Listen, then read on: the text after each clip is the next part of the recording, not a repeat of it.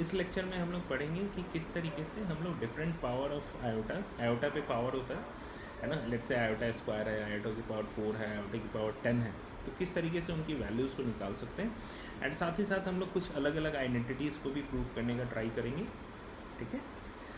तो शुरुआत करते हैं हम लोग पावर ऑफ आयोटा से, ठीक है। तो पावर ऑफ आयोटा क्या कहता है कि लेट्स से अगर आयोटा है और हम जानते हैं कि anything to the power 0 is 1, right. Iota की पावर 1 को तो हम आयोटा लिख सकते हैं। आयोटा स्क्वायर क्या होता है? इट विल बी रूट -1 का स्क्वायर, राइट। तो it will be -1। Iota cube को हम क्या लिख सकते हैं? हम इसे लिख सकते हैं आयोटा स्क्वायर इंटू आयोटा, है ना। ये क्या हो जाएगा? तो बेसिकली माइनस आयोटा हो जाएगा। आयोटा की पावर 4 क्या हो जाएगा? ये हो जाएगा बेसिकली आयोटा स्क्वायर का square, and this can be written as 1, right. तो आयोटा 5 को हम क्या लिख सकते हैं यहाँ पे? इसे हम लिख सकते हैं आयोटा की power 4 into iota, so this will again become iota, right, है ना। इसे हम दोबारा आयोटा लिख सकते हैं। आयोटा की पावर 6 क्या होगा? I can write it as कि हम इसे लिख सकते हैं आयोटा मेरा power 4 into iota square, so this will become -1। Iota की पावर 7 को क्या लिख सकते हैं? आयोटा की power 4 into iota cube. Iota की पावर 4 तो 1 होता है, और आयोटा क्यूब क्या होता है? Minus iota. आयोटा की पावर 8 क्या हो जाएगा? This will again become. तो हम ये देख रहे हैं 1 2 3 4, फिर 5 6 7 8 में भी वही वैल्यू रिपीट हो रहा है, राइट। तो इसे अब हम ट्राई करते हैं थोड़ा सा जनरलाइज करने का। जनरलाइज कैसे कर सकते हो, है ना। जैसे कि फॉर एक एग्जांपल, अगर मेरे पास एक दे रखा हुआ है कि अगर मेरे पास आयोटा है और आयोटा की पावर 4k है। अब k is a integer, k हमारा बिलोंग करता है इंटीजर को, ठीक है। इसे अगर हम हटा दें फिर से, इंटीजर अगर हमें लिखना है तो हम क्या लिख सकते हैं? हम z यहाँ पे नहीं लिख रहे हैं इसलिए क्योंकि आप कंफ्यूज ना हो जाए कि हमारा वो कॉम्प्लेक्स नंबर है, अब सर ने क्या लिखा है, इंटीजर लिखा है या कॉम्प्लेक्स नंबर लिखा है। तो अगर k मेरा इंटीजर है तो हम बोल सकते हैं कि अगर k का वैल्यू 1 है तो i की पावर 4 है, k का वैल्यू 2 है तो i की पावर क्या है? 8 हो गया। k की वैल्यू ये 4 इंटू k है, राइट। k की वैल्यू 3 है तो 12 हो गया। ये k की वैल्यू -1 है तो क्या हो जाएगा? कुछ नहीं होगा। अगर k की वैल्यू -1 है तो हम लिख सकते हैं ये 1 अपॉन आयोटा की पावर 4 लिखा है। बेसिकली लिखा होगा आयोटा की पावर -4, तो हम इसे 1 अपॉन आयोटा की पावर 4 लिख देंगे और इसकी वैल्यू 1 होगी। k की वैल्यू 10 है तो क्या होगा? i की पावर 40 लिखा है, तो ये क्या हो जाएगा? ये स्टिल बेसिकली हम इसे क्या लिखते हैं? i की पावर 4 इंटू 10, और ये क्या हो जाएगा? 1 की पावर 10 हो जाएगा, और ये बेसिकली क्या बन जाएगा मेरा? 1, है ना। तो हम बोल सकते हैं कि मेरी i की पावर 4k का आंसर क्या होगा? Always and always 1। i की पावर 4k प्लस 1, इसका आंसर क्या होगा? हमेशा और हमेशा आयोटा होगा। i की पावर 4k प्लस 2, इसका वैल्यू हमेशा और हमेशा -1 होगा। i की पावर 4k प्लस 3, इसका वैल्यू क्या हो जाएगा? हमेशा और हमेशा माइनस आयोटा होगा, और ये रिपीट होता जाएगा। ये एक सर्कल है और ये रिपीट होता जाएगा।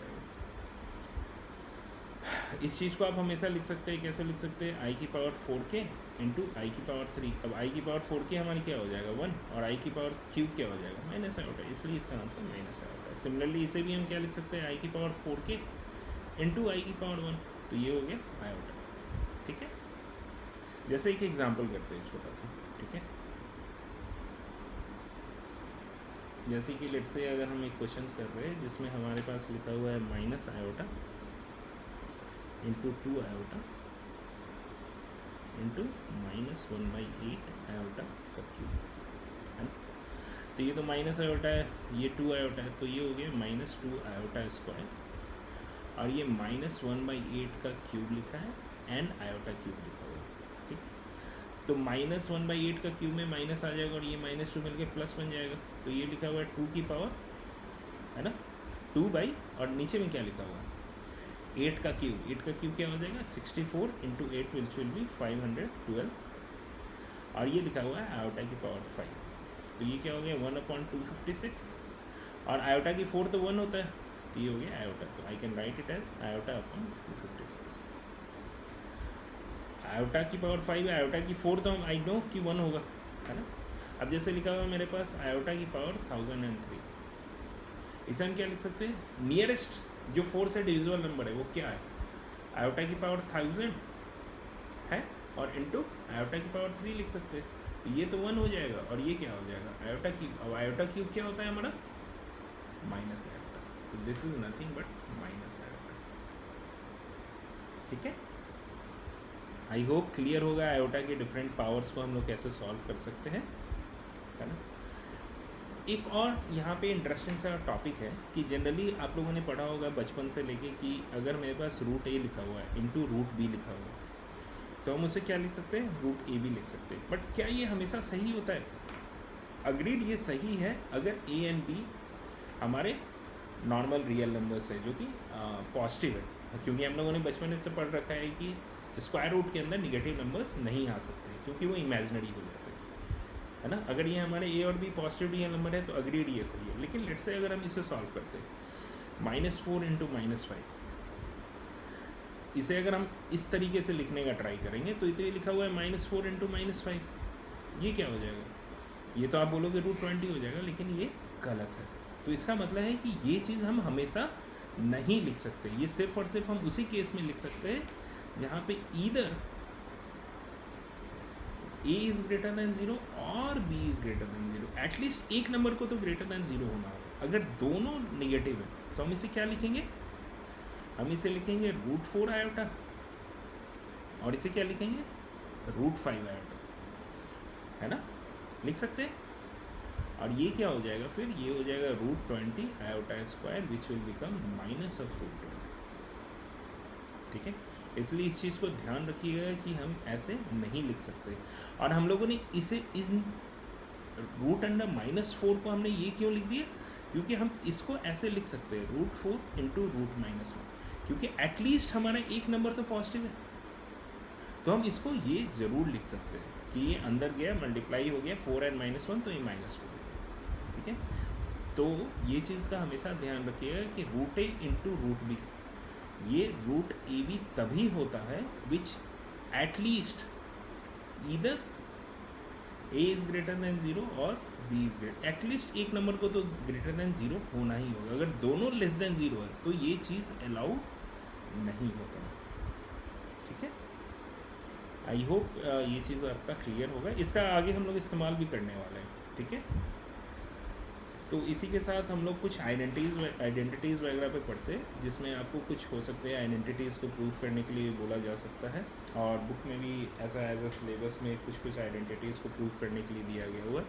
जैसे Z1 + Z2 का स्क्वायर, इसे बोला है प्रूव करिए कि ये होगा Z1 square + Z2 square + 2 times Z1 Z2। इसे हम लिख सकते हैं Z1 + Z2 का स्क्वायर है तो हम ये लिख सकते हैं, है ना। साथ ही साथ डिस्ट्रीब्यूटेड लॉ से हम इसे दोनों पे मूव भी कर सकते हैं, है ना। हम लोगों ने मल्टीप्लिकेशन ऑफ कॉम्प्लेक्स नंबर में पढ़ा होगा कि डिस्ट्रीब्यूटिव लॉ क्या होता है। साथ ही साथ इसे हम क्या लिख सकते हैं, Z1 का स्क्वायर, ये क्या हो जाएगा Z2 Z1, और ये क्या हो जाएगा Z1 Z2 प्लस Z2 का स्क्वायर। अब क्यूमुलेटिव लॉ से हमें पता है कि Z2 Z1 इक्वल होता है Z1 Z2 के, तो हम क्या लिख सकते हैं कि ये हो गया Z1 square plus Z2 square plus 2 times Z1 Z2। और आप यहाँ पे लिख सकते हैं, है ना, ये कम्यूटेटिव लॉ के कारण हो रहा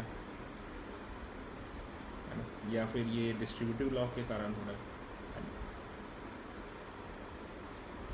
सिमिलरली इसी तरीके से आप बाकी एंटिटीज़ को भी प्रूव कर सकते हैं, जिसमें हमारा कुछ एग्जांपल्स है। जैसे कि अगर हमारे पास Z1 - Z2 का स्क्वायर है ना, इसे अगर प्रूव करना है कि ये होगा Z1 square plus Z2 square minus 2 times Z1 Z2, तो हम क्या लिख सकते हैं Z1 - Z2 into Z1 - Z2, है ना। इसे हम क्या लिख देंगे Z1 - Z2 into Z1 and plus Z1 - Z2 and minus का Z2, तो ये क्या हो जाएगा Z1 square minus Z2 Z1, और ये क्या हो जाएगा माइनस Z1 Z2, और ये क्या हो जाएगा प्लस का Z2 का स्क्वायर। ये क्या हो गया हमारा Z1 square plus Z2 square, और चूंकि हमें पता है कि ये हमारा 2 टाइम्स Z1 Z2 हो जाएगा। सिमिलरली आप लोग ट्राई कर सकते हैं बाकी आइडेंटिटीज़ को भी प्रूव करने का, जिसमें लेट्स से अगर हमारे पास Z1 प्लस Z2 का क्यूब है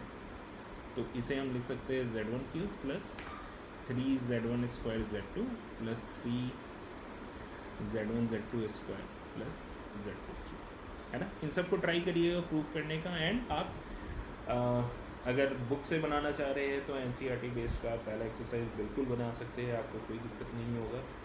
और इसके बाद हम नेक्स्ट टॉपिक में हम लोग आर्गेंट प्लेन को पढ़ेंगे।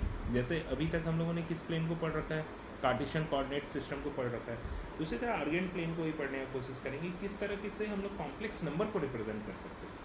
कार्टेशियन कोऑर्डिनेट पे हम क्या करते थे, किसी पॉइंट 2,3 को रिप्रेजेंट करते थे या रियल नंबर्स को रिप्रेजेंट करते थे। तो आर्गेंट प्लेन पे हम कॉम्प्लेक्स नंबर को रिप्रेजेंट करना सीखेंगे। आई होप आपको समझ में आया होगा यहाँ तक स्टूडेंट्स।